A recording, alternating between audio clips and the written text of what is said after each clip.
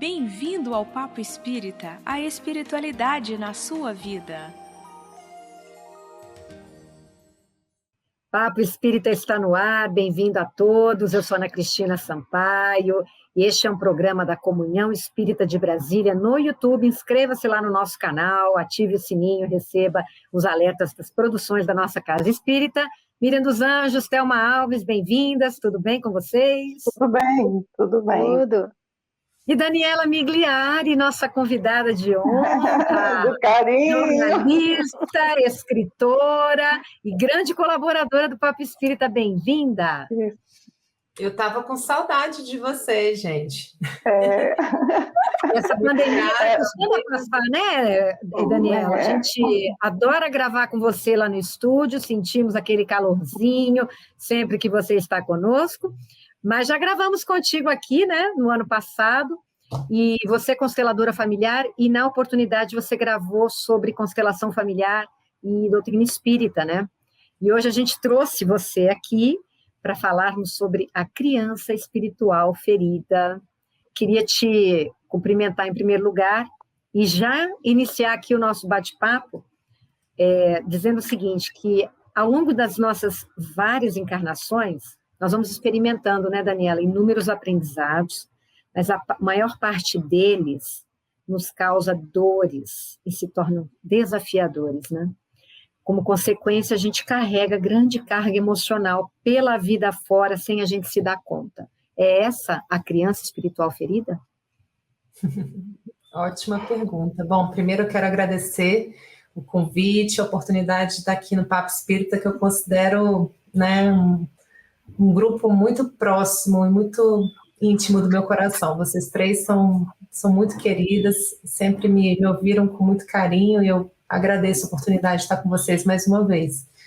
Bom, a infância espiritual é um tema que já tem muito tempo, né, que eu estudo internamente, né, na minha própria encarnação, no meu próprio projeto espiritual. Eu falo que a gente vem ao mundo e muitas vezes a gente fica querendo, né, fazer coisas, vou fazer tal história, tal tarefa, será que eu tenho uma missão na vida? Até que a gente se depara que a grande missão que a gente tem é a gente mesmo, né? É um burilamento interior muito profundo, é um comprometimento intenso com a nossa própria alma, com a nossa própria encarnação, que são tantas as necessidades, né, do nosso espírito de evolução, de auto-perdão, né, de se compreender, de entender os seus próprios processos, e naturalmente tudo que a gente cumpre na nossa família, com os nossos familiares, e depois também na vida profissional, né, inclusive aqui conversando com vocês. Mas eu penso que, como Allan Kardec em vários momentos se refere, né, que os grandes desafios que a gente tem estão no aqui e no agora para o nosso burilamento interior. E ao longo do caminho eu sempre tive um olhar muito intenso para essas reações infantilizadas do meu ser, do meu ego, porque eu me via, por um lado, me deparando com o Evangelho, me deparando com o estudo da codificação, com as aulas no ESD, com as aulas no ESME, e ao mesmo tempo também com a questão da mediunidade, uma hipersensibilidade ali em conjunto, né? E eu ficava pensando que porções desconhecidas são essas dentro de mim, que mesmo diante de toda a minha força, mesmo diante de toda a minha oração, meu empenho, meu estudo, meu evangelho no lar consolidado há anos, tem horas que vem e emerge. O que é isso, né? E eu nunca quis, assim, fugir disso ou deixar isso de lado. Eu não conseguia ignorar o elefante na cristaleira, entendeu? E acho que a gente muitas vezes tenta fugir, eu até tentei um pouquinho, mas com muito pouco sucesso, porque me causava uma dor muito grande ver que, apesar de todo aquele empenho, aquela frase, né, do apóstolo Paulo, né, o mal que eu não quero fazer, esse eu faço. Então eu pensava, de onde vem isso, né? Que vem essa força e que vence toda e qualquer boa disposição, toda e qualquer disciplina. E aí eu comecei a perceber que tinha muito a ver com essas dores dessa infância ferida só que ela não se circunscreve a essa vida, a experiência que eu vivi com mãe, pai, irmãos, que obviamente, como Allan Kardec nos alerta, tem muito disso. Eu acho que tudo que vem lá de trás se expressa também nessa lâmina existencial desse momento. Porém, existem conexões nossas outras com as profundezas de outras vidas e com os registros genéticos da nossa família na carne, que é aquela família que melhor poderia acomodar o nosso espírito. A gente sabe que encarnação, como bem diz Chico Xavier, não tem endereço errado. Então, o nosso espírito ele é atraído, né, por lei aí de sintonia, para o melhor núcleo familiar que vai expressar aquilo, e nós estamos sob o influxo dessas forças também. Achar que a gente está só exposto às expressões espirituais e não esses registros genéticos na carne é uma ingenuidade, né? Então, eu comecei a fazer esse estudo interior, sempre amparada pelo Evangelho, sempre amparada, né, por Allan Kardec, estudando também Paulo, entendendo o que era isso. Eu falei, não, eu preciso olhar com mais amor para essa criança, porque não vai dar para ser na base da força, não vai dar para ser na base da imposição, da exigência, do chicote, do tipo, cresce, né? E aí eu falei, bom, eu vou ter que encontrar algum caminho de auto-amor para lidar com esses conteúdos. E fui desenvolvendo esse trabalho do abraço à sombra, de abraçar esses conteúdos para que eu pudesse, então, no movimento seguinte, né, convidar essa criança ferida, já nutrida, cuidada e mais calma, a dar os passos seguintes, né, nas atitudes renovadas. Porque eu acredito que a cura da nossa criança ferida, vem quando a gente consegue ter uma atitude renovada diante da dor da criança ferida.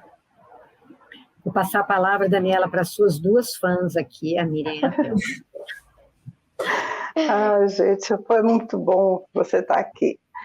E eu gostaria, achei interessante a sua colocação, porque essa questão da criança ferida, a gente tem que conhecer, né? Conhecer essas dificuldades, conhecer essa criança birrenta, essa criança egoísta, essa criança orgulhosa, essa criança que vem com uma série de situações mal resolvidas, e aí é aquela coisa, é abraçar, acolher e trabalhar, né? É um processo de autoconhecimento e que a gente vai devagarinho fazendo todo esse acolhimento e essa autoeducação, né?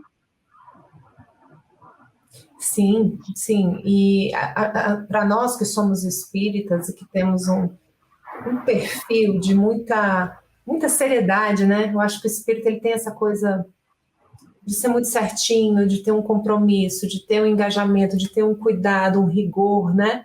É natural do espírita ter muito esse foco e essa busca. Em alguns momentos eu me via me deparando com muita culpa, com muita sensação de inadequação. Eu lembro que nos meus primeiros 2 anos de contato intenso com o espiritismo, aquele mergulho profundo nos estudos, eu só pensava, gente, eu nunca vou conseguir fazer isso tudo que está aqui, mas o importante é me esforçar e seguir um passo por vez. Então eu precisei flexibilizar a minha autoexigência, a minha autocobrança, a culpa imensa, a sensação de inadequação. Não é toda personalidade que tem essa construção, né? A minha tinha essa construção de muita rigidez, de muita necessidade de fazer logo certo, evoluir logo, e pressa de evoluir, né? E eu fui percebendo que isso, ao invés de me ajudar a evoluir, estava atrapalhando, estava me fazendo mal, e eu estava ignorando essa parte do meu ser tão dolorida. E aí veio o passo seguinte, que foi mais lindo ainda, que foi ter essa humildade de olhar para o que tem para hoje, parar de ficar fantasiando que eu já estava pronta, acabada, né, nível nosso lar, e botar o pé no chão, que é o sentido da humildade, que vem de humus, terra, e o de pés. Botar os pés no chão da minha realidade psíquica, olhar aquilo que tem para hoje. E com esse pé no chão fica muito mais fácil a gente dar o primeiro passo, meninas. Você vai um passo por vez, vai caminhando e você volta para a realidade. Né? Nada como a gente descansar na realidade daquilo que tem para hoje e conseguir trabalhar esses conteúdos. E eu quis viver isso, inclusive com muito contato com a obra de Hamed, junto com o estudo aprofundado da codificação dos evangelhos e também da série histórica de Emmanuel, que aquilo ali, né, é uma bênção, e todos os estudos do Ege, do Esme, eu sempre fui muito fundo também nos estudos de Hamed. Vez após vez, com todos os livros dele, eu realmente encontrei um estudo muito maravilhoso ali. E ali tem essa presença muito forte do alto amor. Hamed sempre foi uma inspiração para mim, para que, né, como o Irmãs do Fo também fala, não seja um martírio íntimo, que possa ser uma construção amorosa, aos poucos.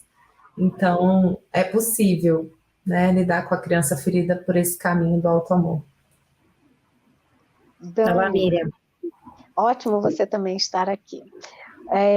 Gosto muito da sua fala, que nos traz uma profundidade de reflexão bastante grande.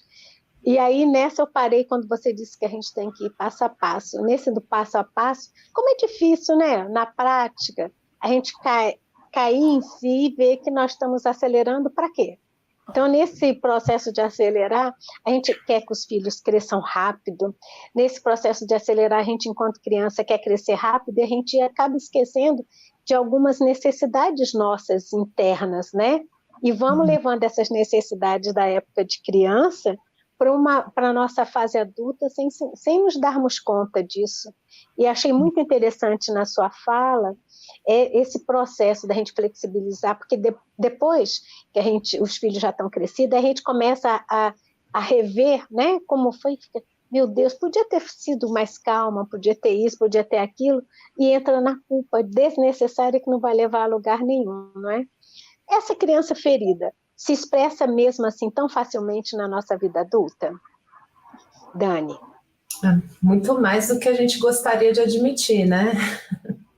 Porque a gente muitas vezes está no nosso adulto consciente, no nosso inconsciente maduro, que todos nós temos também, que é esse eu superior, essa conexão, essa intuição. Muitas vezes, quando a gente está bem, a sintonia está boa, está tudo tranquilo.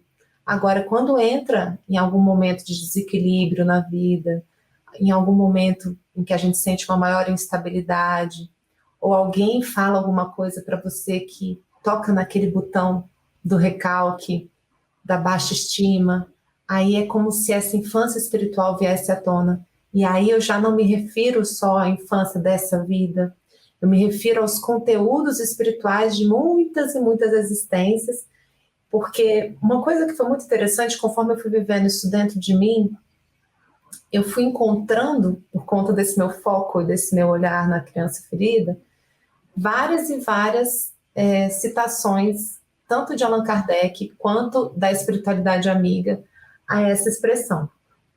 Criança espiritual, infância espiritual. E eu fiz uma palestra na Comunhão recentemente, quer dizer, recentemente, né? Tem uns 3, 4 anos, mas assim, não tem tanto tempo assim, onde eu mostrei a quantidade de citações a que isso se referia. E a gente tem que sempre lembrar de Jesus falando também, né? Que a gente também precisa se assemelhar às crianças, que a gente vai ter, que não é maldade obstinada, é o que o Livro dos Espíritos nos ensina, né? Na questão 114, né? Eu não sei se é na questão 114, mas é aquela questão, deixa eu ver aqui na 115, aliás, né? Que Deus criou todos os espíritos simples e ignorantes, isto é, sem saber. Então, a culpa, ela vem porque a gente se atribui uma maldade, e não é maldade, é ignorância, é desconhecimento, é despreparo, é falta de experiência, né? eu ainda não experimentei o suficiente, eu ainda não tenho recurso para lidar e para organizar esse sentimento. Ainda me falta amplitude de visão para compreender essa ordem natural, porque as leis naturais, as leis de Deus, se expressam por meio da natureza e da ordem. E nas constelações familiares, o que nós estudamos, o nosso objeto de estudo, são exatamente as leis naturais dos relacionamentos. Existe uma ordem nisso também. Então, isso foi revelado para o planeta, né? Eu sinto assim, nesses últimos 100 anos, de Bert Hellinger para cá, porque a gente vem estudando várias outras leis, né? Para trás, a gravidade, a questão das leis que regem o movimento, a eletricidade, o magnetismo, mas mais recentemente, né, ali com Freud, Jung e tantos outros pesquisadores, até chegar em Bert Hellinger, que conseguimos, né, codificar e sistematizar, compreender que existem ordens naturais, divinas, leis naturais, que atuam sobre as relações, né? O Divaldo Franco percebeu isso na obra de Bert Hellinger e fez uns 3 ou 4 workshops, simpósios sobre essas ordens, sobre essas leis. Joana de Ângeles também reforçou para ele a necessidade de olhar para a constelação familiar por meio de um texto, né, de um livro que ela ditou para ele, que não entrou necessariamente na ciência, da Hellinger ciência, mas falou da importância de olhar para essas ordens, né? Então isso tudo é muito recente, e de 2000 para cá é que isso chegou, né, no Brasil, que isso realmente aportou aqui, o que eu comecei a estudar mais profundamente foi de 2016 para cá, tem 5 anos que eu estou fazendo essa formação, né? Mas já desde 2000 isso estava presente aqui no Brasil, então é tudo muito recente, a gente conseguir entender e, com o tempo, vencer a simplicidade e a ignorância das crianças que nós somos, né? Mas está chegando, coisa mais linda. Daniela, uma coisa é o conhecimento conceitual, né? Eu também tive contato com essas ordens que têm essa compreensão da constelação familiar também há pouco tempo, talvez 2006, 2007, que eu li a primeira coisa, e aquilo fez muito sentido para mim. Uma coisa é esse processo da gente adquirir uma amplitude de visão. Outra coisa é aquele inconsciente nosso, onde está a nossa criança ferida, né? Onde estão os nossos gatilhos emocionais. E a gente está lidando com os gatilhos emocionais do outro também, né? Com a infância do outro que a gente desconhece, mas que também tem as feridas lá. Como que a gente pode lidar melhor nesses atritos que existem? E digamos que eu sei que ao escutar alguma coisa, né, como você disse, aquilo me mexe comigo.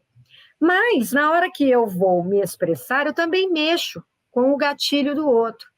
Conta pra gente como ir modulando isso e compreendendo melhor e balizando ali as feridas de todo mundo.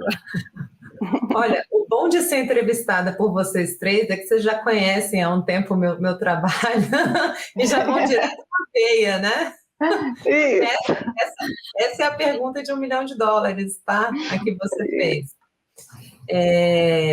Tem até uma escultura linda da Alexander Milov, que tem 2 adultos, ela é imensa, ela é colossal, né? Tem 2 adultos sentados com a cabeça assim para baixo, assim, tristes, e dentro deles 2 crianças iluminadas se tocando. Os adultos estão de costas um para o outro, cada um olhando para um lado, e dentro deles tem 2 crianças se buscando. Que linda! Essa criança ferida, ela se cura com o evangelho, com o alto amor. Eu sempre lembro disso, e aí é chovendo molhado toda vez que eu falo que Jesus nos convocou a amar ao próximo como a ti mesmo. Então, ele parte do princípio que a gente ama a gente mesmo. Embora essa frase venha depois, né, essa parte da frase venha depois, a gente só fica no ama ao próximo, como a ti mesmo. Isso pressupõe que isso já está sendo feito, está sendo cuidado para que você possa fazer a convocação primeira dele. Então, para que a minha criança ferida, né, se dê ao direito de respeitar a criança ferida do outro, ela precisa antes se sentir respeitada. Porque senão ela vira e fala, não, eu não tenho isso, por que eu vou dar? Né? Fica sempre esse questionamento, algo em nós fala, não, mas quem vai olhar para a minha criança ferida então? Por que eu vou olhar para a sua? Né? Então, eu percebi nesse estudo interior profundo que o melhor que eu poderia fazer no mundo e nas minhas relações seria eu cuidar da minha criança. Porque quanto mais ela se sente nutrida, amada, cuidada, mais eu me sentia com gás, gasolina mesmo, como quem passa num posto e põe um combustível. Quando eu vejo alguém manifestando a infância espiritual dele, eu ter algo a oferecer, porque eu já estou fazendo isso comigo. Aí eu penso, nossa, eu sei o que é isso, eu já estive aí, ele não está tão bem agora, eu estou um pouquinho melhor, então eu vou pegar o meu silêncio com Jesus aqui e esperar passar a tempestade, depois com calma eu falo. Agora, se eu não estou dando isso para minha criança, eu não tenho essa gasolina, não tenho esse combustível para oferecer isso para o outro. Eu posso até me forçar, mas aí é uma violência às vezes muito grande, muitas vezes a gente se força, né, a ter uma reação perfeita do lado de fora, e aí lá dentro está em caquinhos. Está só esperando você bater o pé no canto do móvel para ver aquela explosão, né? E para mim, que sempre tive a mediunidade ostensiva, isso não era uma coisa que eu percebi aqui e acolá. Talvez algumas pessoas me ouvindo hoje pensem, nossa, mas quanta intensidade. É porque para nós, não sei de vocês, mas para quem tem a mediunidade, é uma lupa sobre os sentimentos, sobre as sensações, e é uma faca de dois gumes, porque do mesmo jeito que a gente sente as belezas e as maravilhas, a gente também sente a intensidade da dor, né? Do medo, do peso, a gente é, né, mais sensível.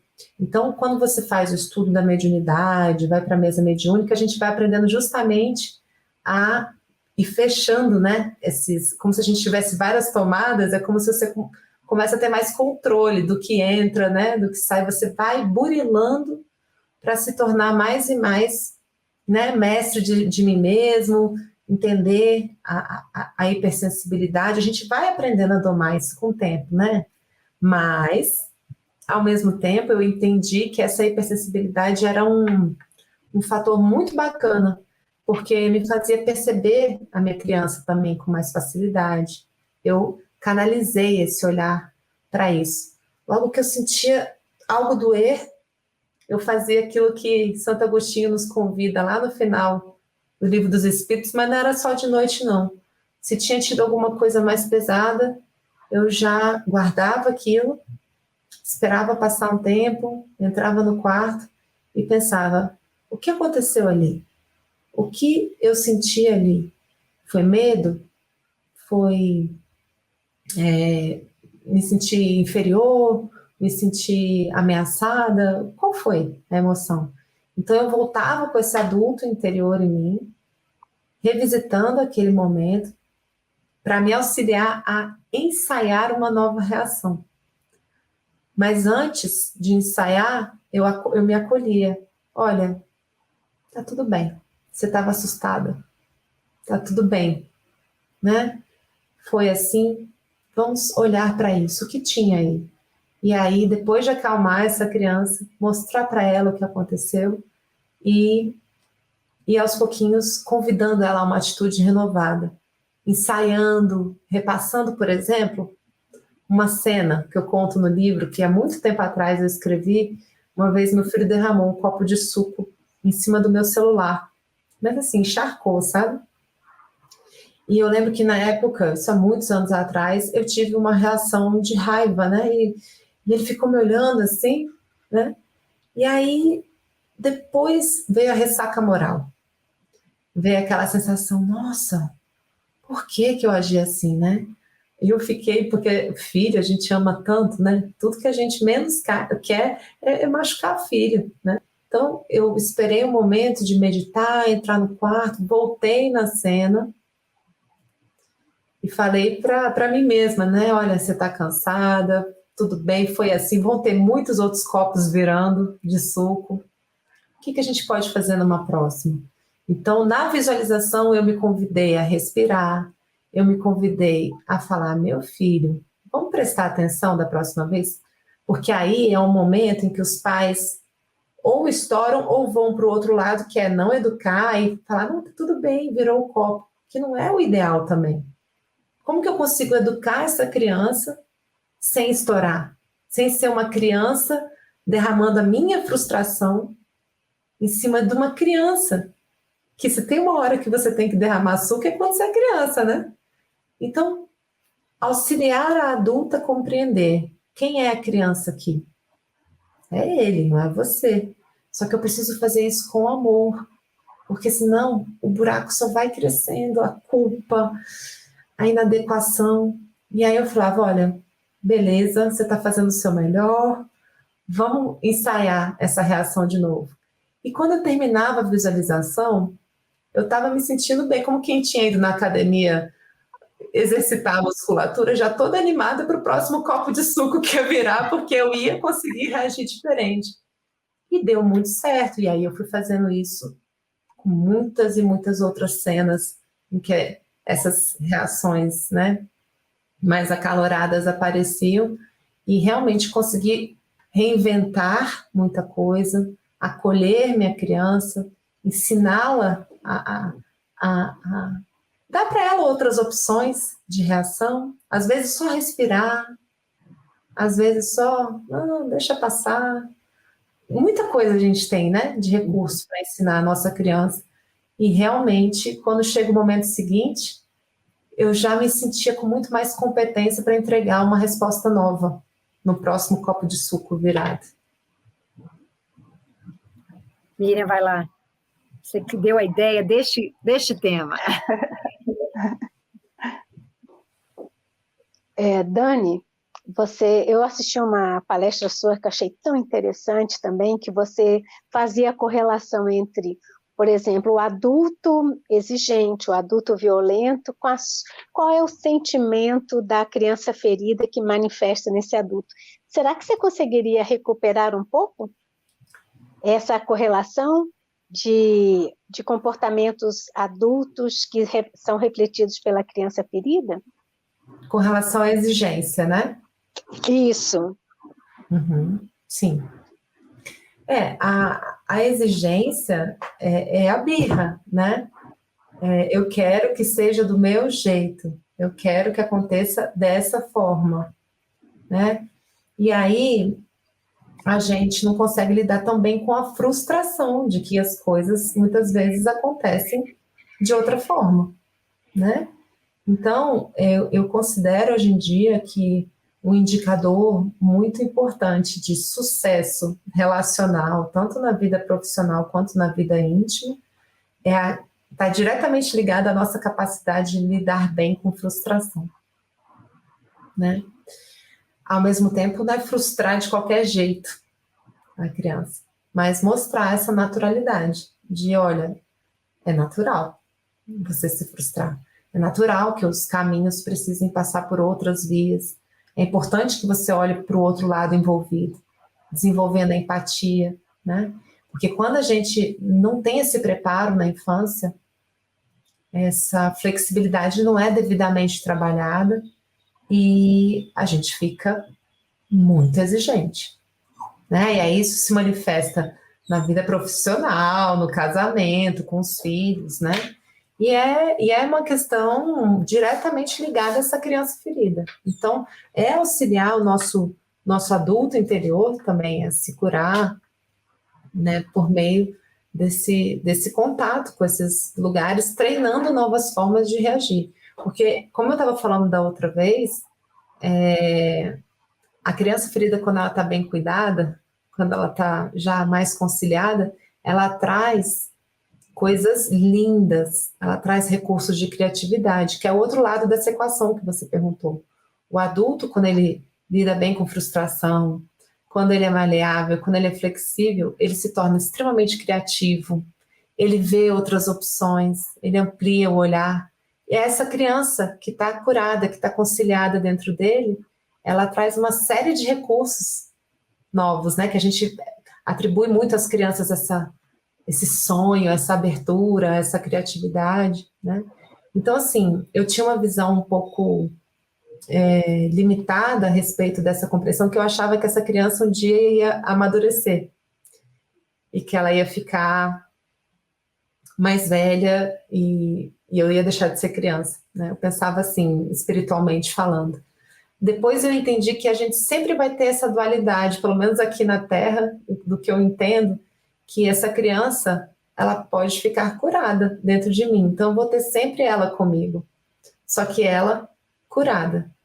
E é bom que ela permaneça, porque ela me deixa com o quê? Com essa ânsia de vida, com essa vontade de desenvolver coisas novas, projetos novos, a minha criatividade, formas lindas até de lidar com as dores, né?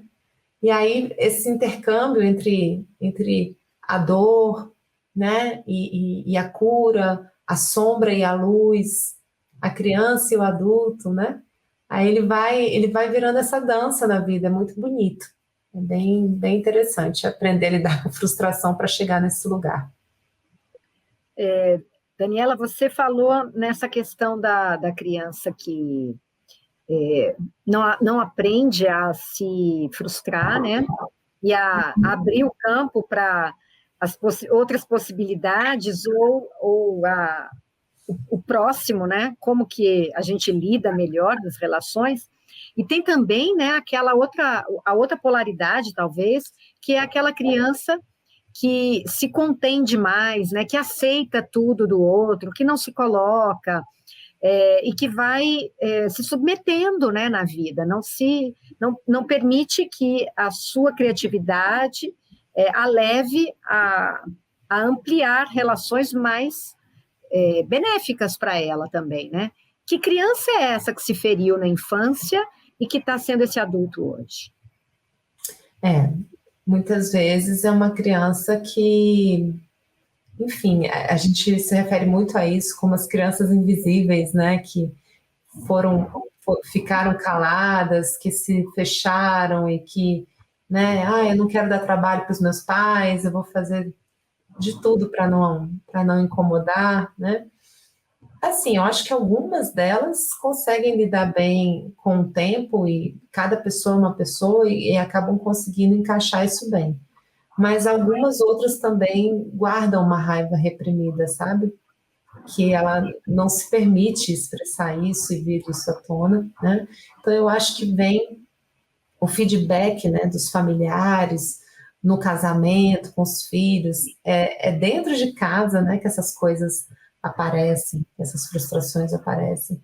Então, essa pessoa, do mesmo jeito, talvez ela tenha um pouco mais de dificuldade de entrar em contato com essa porção, porque socialmente nós todos somos muito pouco estimulados a assumir as nossas vulnerabilidades, as nossas fragilidades. E para os homens, isso é cruel. É cruel. Se nós mulheres que já temos, né, a nossa sensibilidade aflorada, mas por um lado também éramos taxadas de histéricas, né, que vem da palavra de hístero, de útero, né, a histeria, né, que muitas pessoas depois compreenderam como essa hipersensibilidade que caminha para e passo com mediunidade, né, mas para os homens, às vezes a desconexão é tanta que eles não podem assumir que sentem emoção, que são frágeis, porque isso é mal visto, né? Numa sociedade um pouco mais conservadora, mais antiga, né?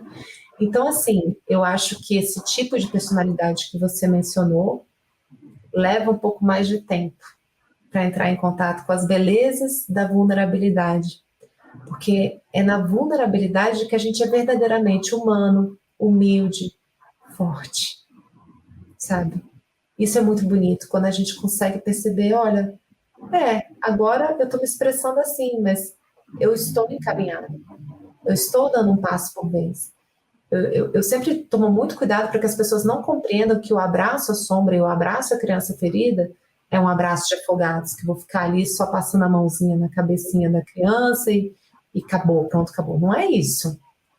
É eu acolher a minha porção que está ferida, e aí quando, né, eu ponho essa criança para respirar junto comigo, às vezes ponho num colinho, eu brinco que eu ofereço uma xicrinha de chocolate quente, né, coloco uma cobertinha em torno dela, me acalmo e me cuido, e me sinto muito mais disposta e receptiva para entrar em contato com a boa nova, sabe?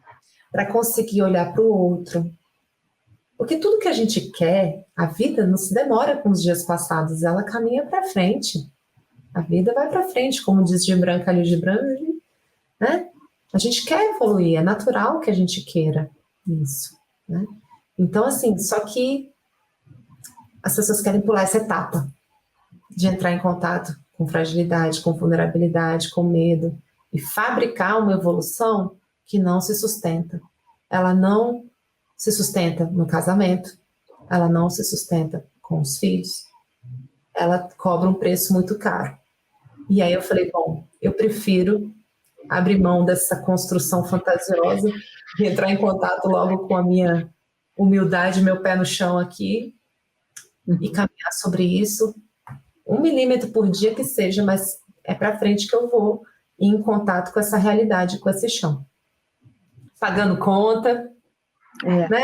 Nas relações, e de fato, assim, é impressionante a quantidade de combustível que a gente adquire para olhar melhor para a criança ferida dos outros.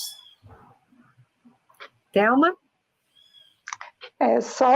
Fechando o que você falou, Daniela, acaba se sustentando consigo mesmo. Então, você mesmo não dá conta, né?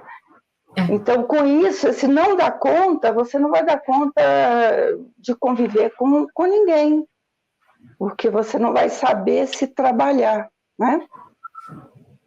Dói muito, custa muito caro, né? E aí a gente acaba ficando ensimesmado mesmo, né? Rígidos, inflexíveis.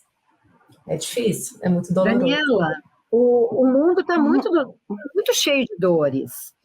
Basta a gente ver a quantidade de pessoas com problemas emocionais, né, tomando antidepressivos, abusos, né, pessoas que se submetem a muitos abusos. Isso está chegando com essa nova lei, por exemplo, do feminicídio, isso está chegando para a gente de uma forma muito concreta, né, com muita violência. Então, a gente se questiona, né, por que a gente se submete? Pessoas que se acham fortes, porque, como você mesmo falou, até um tempo atrás, mostrar vulnerabilidade, fragilidade, era uma coisa impensável. Né? Eu tenho que ser racional, isso que você disse, né? A mulher era histérica, então o bom é ser racional, porque também tem um mundo machista aí, tem toda uma relação ainda de machismo, de dominância do sexo masculino. E a gente vem observando cada vez mais se falar nesse acolhimento, nessa necessidade da gente conhecer as fragilidades, que é na vulnerabilidade que eu me torno forte, assumindo, né, a minha porção ainda insegura, medrosa, carente. Carência era uma coisa que também você não podia falar, né? Ah, estou carente, Deus me livre, sai perto de mim, eu não quero você carente. E cadê a sua carência, né? Estamos todos carentes. Então, a gente está caminhando aqui para o final do programa, e eu queria que você deixasse uma mensagem para quem nos assistiu sobre como lidar com todos esses sentimentos que ainda são a nossa infância espiritual. Dizer que a humanidade, ela está meio todo mundo desse jeito, quem está se achando aí muito uau, na verdade, está de repente com uma máscara ainda, né? Uhum. E como que a gente pode, nesse acolhimento, nos tornarmos, nas nossas relações, pessoas mais flexíveis, mais amadurecidas, mais acolhedoras conosco e construirmos melhores relações. Uhum. Bom, só antes de entrar nessa finalização, eu gostaria muito de fazer um adendo a algo que você falou, né? Dentro da minha proposta comigo mesma, e também do que eu faço no meu livro, nesse curso que eu estou fazendo agora, mas eu sempre falo, não é você ir falar da sua vulnerabilidade, da sua fragilidade em público, né, de uma forma sem foco, não é por aí. Toda essa proposta do autoconhecimento, do abraço à sombra, que vem lá de Santo Agostinho, não estou inventando roda nenhuma, é simplesmente algo que eu fui aplicando com muita constância, né, e com muito carinho. É o meu universo íntimo, é um diálogo meu comigo. Até para o meu esposo, até para, talvez, né, para terapeuta a gente comenta, óbvio, porque às vezes faz parte de uma construção terapêutica. Mas, assim, quanto mais eu comigo, melhor esse processo se dá.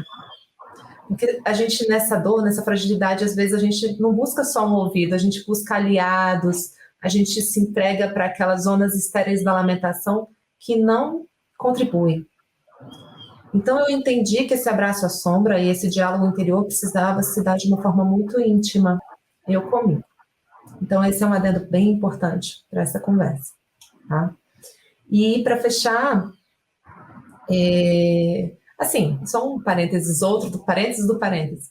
Não é que você não vai poder dizer isso para os outros.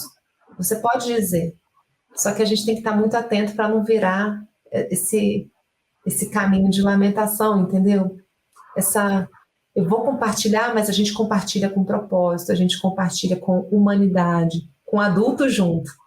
Para não se tornar um vitimismo, né, Daniela? Não só razão para essa criança ficar desfiando as suas, né? Não dá. Então, assim, é um contato eu comigo, né?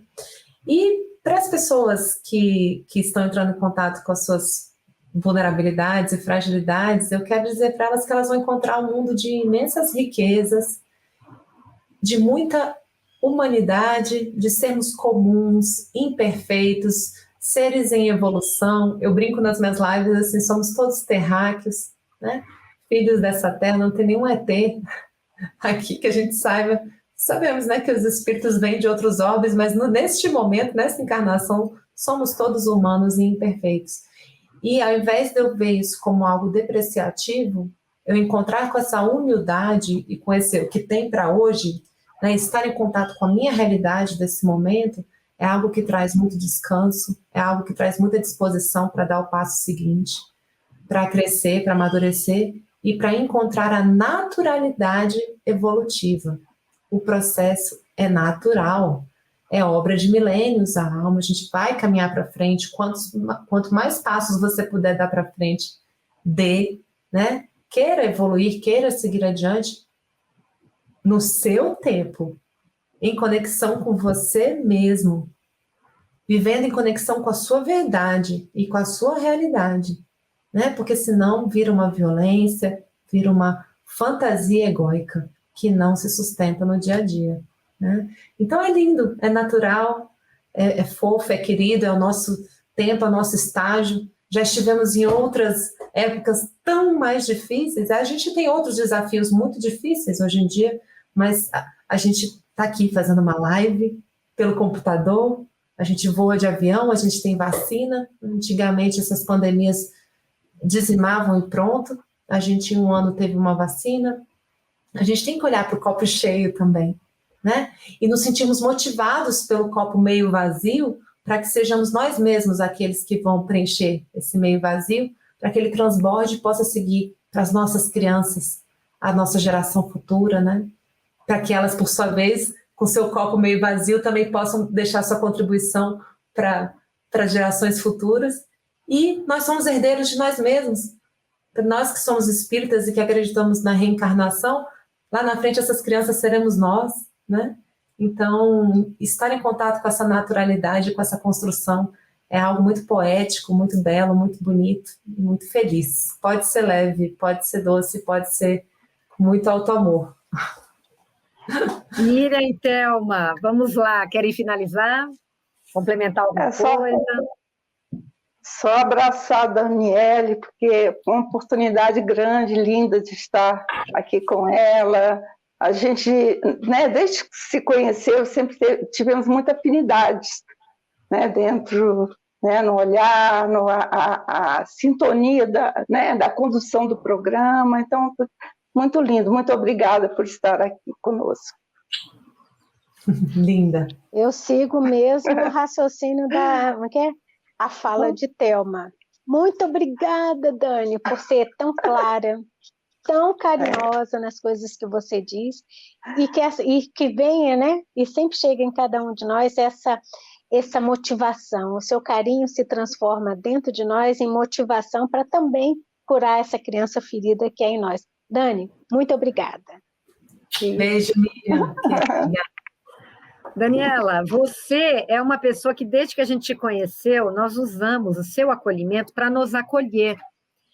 E nós temos um grupinho, eu, Miriam, Thelma e uma outra colega, que nós fazemos uma terapia meio que em grupo, né, a partir dos vídeos do Marlon Reiki, no Vai Para Dentro, né, que eu imagino que você conheça, e a gente usa esse acolhimento que a gente aprendeu com você, nos diversos programas que a gente fez, e que a gente convida vocês que nos assistiram a consultarem a nossa playlist, procurarem a Daniela lá, que vocês vão ver uns 8 vídeos, talvez, né, com diversos temas, mas sempre com essa perspectiva desse abraço à sombra, né, que, aliás, é o título do seu livro.